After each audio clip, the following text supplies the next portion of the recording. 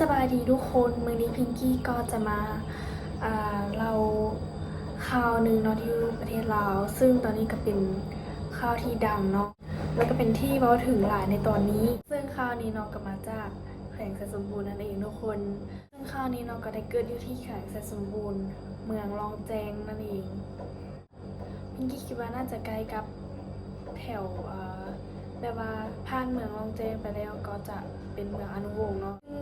บ่ไกลหลายจากภูหัวโล้นเนาะแบบว่าถ้าเฮาขี่ไปนะจะเป็นเมืองรองแจ้งแล้วก็จะกลายไปเป็นเมืองอนุวงศ์แล้วก็จะมีภูหัวโล้นและเหตุเกิด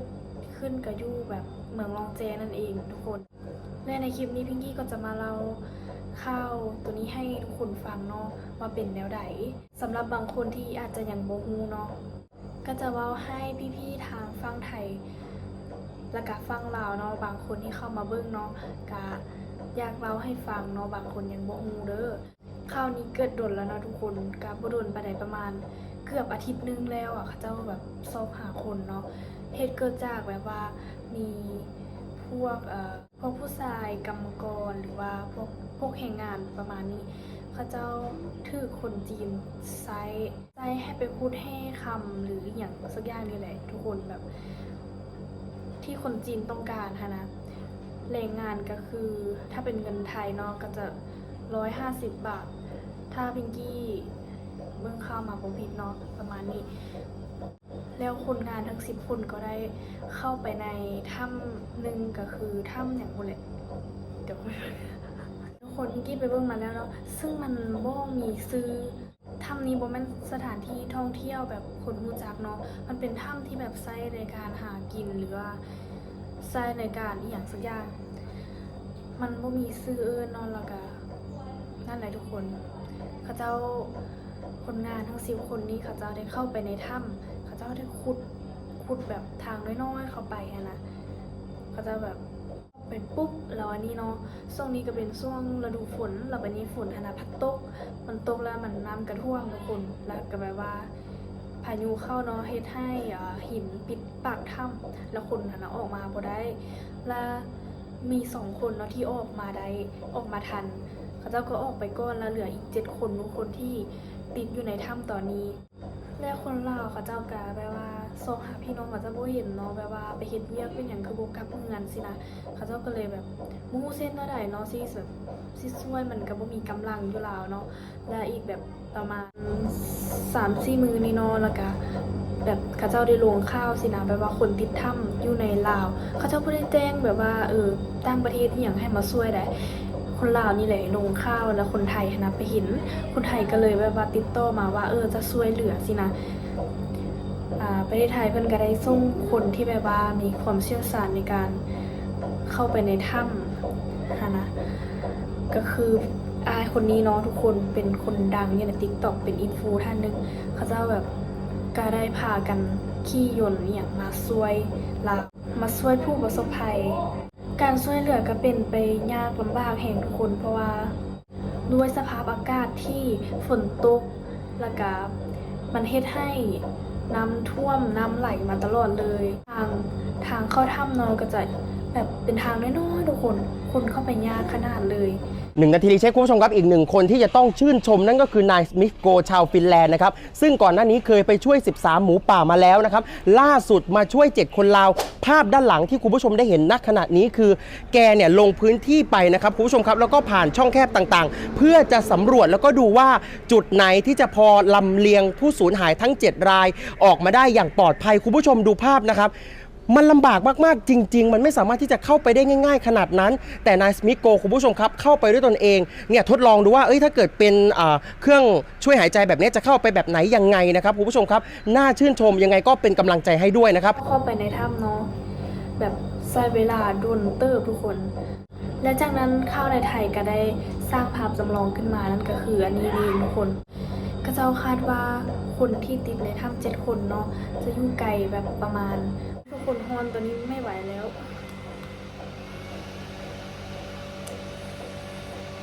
ขนาดเขายิ่งเงินซื้ออยู่ในฮอนละ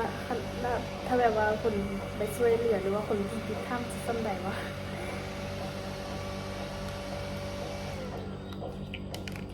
ทุกคน คนมาเว่าเกิดต่อเนาะ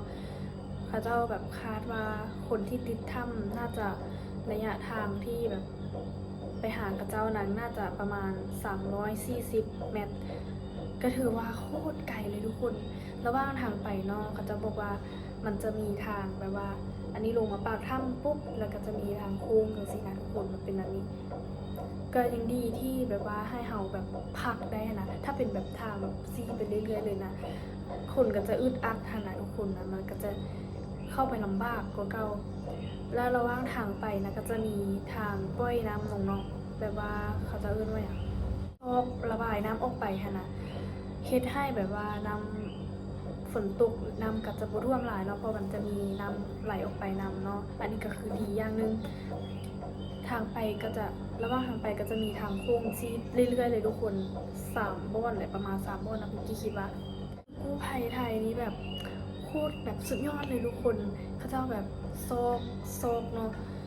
ได้ประมาณหลายมือเติบเกือบอาทิตย์นึงหรือว่าได้1อาทิตย์แล้วแหละทุกคนและมื้อนี้เลยสดๆร้อนๆประมาณ4 โมงแรงมื้อนี้เลยเนาะทุกคนเขาเจ้าได้พบ5 คนแล้วก็คือแบบเขาจะปลอดภัยดี ผมชื่อเบนซ์นะ ผมชื่อเบนซ์เป็นคนไทย มาช่วยทุกคนนะ เดี๋ยวเราจะหาวิธีช่วย ใจเย็นๆ โอเคไหมโอเคโอเคคราวนี้ชื่ออะไรครับ ชื่อมืด ชื่อมืดนะครับ อาการเป็นยังไงบ้างครับ การตอนนี้หิวข้าวมากไม่มีแรงเลย โอเค แล้วมีเจ็บป่วยอะไรไหม ไม่ ไม่มีนะ โอเค คนต่อไปครับ ชื่ออะไรครับ ชื่อเล่น ชื่อเลนอาการเจ็บป่วยอะไรไหม มีอาการเจ็บป่วยไม่ได้หิวข้าวสุดๆเลย หิวข้าวสุด โอเค ดีใจหลายคนไทยมา โอเค คนต่อไปชื่ออะไรครับ ชื่ออีครับ ชื่ออี มีอาการเจ็บป่วยอะไรไหมครับ ไม่มีครับมีแต่หิวข้าวมาก โอเค ค่อยๆดื่มเทียมน้อย โอเค คนต่อไปชื่ออะไรครับ คำครับ คำครับ อาการมีอาการเจ็บป่วยอะไรไหมครับ มีแต่อ่อนเพลียครับ โอเค ชื่ออะไรครับ สวัสดีครับ สวัสดี ชื่อยิงครับ ครับ มีอาการเจ็บป่วยอะไรไหมครับ ไม่มีครับ โอเค บาดทีมครับ โอเค ครับ ทุกคนก็คือปลอดภัยทุกคนและร่างกายของทุกคนก็แบบว่าอ่อนเพลียแบบว่าบริแบบกินข้าวอย่างลายมือเนาะแบบลำบากแหงอยู่ในห้างรู้สึกแบบลำบากแทนเลยทุกคนมันรู้สึกเองนะเข้าใจว่าแบบมันมีเซนส์อะคือเขารู้สึกแทนคนที่แบบเข้าไปช่วยนำได้คือวิงกี้แบบกับบริยานความแคบแบบคนแบบแต่มันเห็นแล้วแบบมันรู้สึกอึดอัดนะเห็นแบบมันอึดอัดจะเหมือนกับมูแบบหายใจบ่ออกทุกคนเป็นคือกันบอกการนี้เนาะมันคล้ายคือกับเหตุการณ์หนึ่งในประเทศไทยทุกคนที่มีเด็ก13 คนเนาะติดอยู่ในถ้ำตอนปี 2018 หรือเปล่ามีเด็กน้อย13 คนแล้วก็โค้ชเนาะเขาเจ้าแบบซ้อมบาสเรียบร้อยแล้วพอแบบซ้อมบาสเรียบร้อยปุ๊บเขาเจ้าอยากมีแบบว่าอยากไปสำรวจถ้ำอย่างประมาณนี้ถ้ำนี้นะก็จะเป็นถ้ำนางนอนหรือเปล่าไม่แน่ใจแล้ววันนี้ค่ะเจ้าก็ไปสำรวจเนาะสำรวจปกติเลยมันเกิดขึ้นก็เพราะว่าฝนตกทุกคนอีหยังก็เกิดขึ้นได้เนาะฝนตกนี่เกิดย้อนฝนตกแท้ๆเลยเรื่องถ้ำนี่แล้ววันนี้นะประตูถ้ำก็ปิดอีกแล้วแบบน้ำมันท่วมทางเนาะเขาจะออกมาบ่ได้อยู่แล้วเขาเจ้าก็ไปโบไกลไปไหนทุกคนก็ไกลอยู่เนาะแต่ว่าทางมันก็จะลำบากก็คือกันทะเลยช่วยแล้วก็จะมีตั้งประเทศนำที่แบบเชี่ยวชาญเขาเจ้าก็ได้มาช่วยแบบหลายมือเติบสุดท้ายเด็กน้อยเหมือนกันปลอดภัยดีแล้วเขาเจ้าออกมาในไหนทุกคนผมบอกเขาเจ้าแบบวางยานอนรับหรือยาสลบอันไหนแล้วก็ใส่ออกซิเจนอย่างแล้วก็นำออกมาเลยคือพิงกี้คิดว่ามันได้เหรอวะมันไส้เลยแบบมันหายใจออกว่ะหรือแบบนี้นะน่าจะได้หลายทุกคนเพราะเขาก็บ่ได้ฮู้เรื่องนี้หลายไปแล้วเนาะทางเพิ่นได้ฮู้หลายก็เฮาเพิ่นน่าจะฮู้ว่าเฮ็ดได้จึงปลอดภัยสินั้นสุดท้ายก็เด็กน้อยก็ออกมาได้ครบทุกคนเลยแล้วก็ปลอดภัยเนาะภัยที่อยากฮู้ว่าเป็นหยังคนเฮาอะนะค่าแรงกันน้อยเป็นหยังคือคนจีนจ้างน้อยสำคัญนะค่าแรงวันละ คนละ150 บาททุกคนว่ามันคุ้มบอกับการที่เราได้ไปเสี่ยงชีวิตปานนี้พี่กี้ว่าบ่คุ้มเลยเนาะแต่เขาก็เบิ่งในอีกมุมนึงก็แต่เขาเบิ่งในอีกมุมนึงก็คือ คนที่แบบว่ายากลำบากแบบว่าต้องหาเช้ากินค่ำหรือคนที่แบบบ่มีทางเลือกอะนะเฮ็ดจังไดได้เงินก็เฮ็ดสินะเขาเจ้าก็เลยต้องแบบจำใจต้องได้เฮ็ดเนาะเพื่อแบบว่าเอาเงินมาเลี้ยงครอบครัวตัวเองสึกสงสารและพี่งี้ก็อยากจะขอบใจทางฝั่งไทยเนาะที่แบบว่าเขาเจ้าได้มาช่วยประเทศลาวอะนะแบบเป็นพี่น้องกันแท้ๆเลยลาวกับไทยนี่แบบ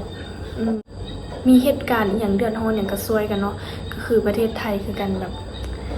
หรือว่าจะเกิดสงครามที่แบบเขมรอย่างเซ่ไทยหรือว่าอย่างเหตุการณ์ต่างๆนะลาวก็แบบว่าให้กำลังใจอย่างก็ช่วยกันสินะบ้านเฮาเดือดร้อนลาวเดือดร้อนไทยก็มาช่วยบัดไทยเดือดร้อนเราก็ไปช่วยเท่าที่จะช่วยได้เนาะอันนี้ก็คือแบบบ่ทิ่มกันอีหลีเนาะก็ขอขอบใจหลายๆด้วยทุกคนแบบโคตรรู้สึกดีใจเลยที่คนไทยแบบมีน้ำใจมาช่วยเราเนาะก็มีเพียงซ้ำนี่แหละทุกคนเข้าถ้าใครอยากรู้อีกอะเบิ่งในโซเชียลเนาะคือโคตรหลายโคตรดังใครบ่รู้จักนี่ก็คือพี่ไปอยู่ไหนมาก็จะขอจบคลิปไว้เพียงเท่านี้ก่อนเด้อเจอกันในคลิปวิดีโอหน้าสำหรับคลิปนี้ขอบ๊ายบาย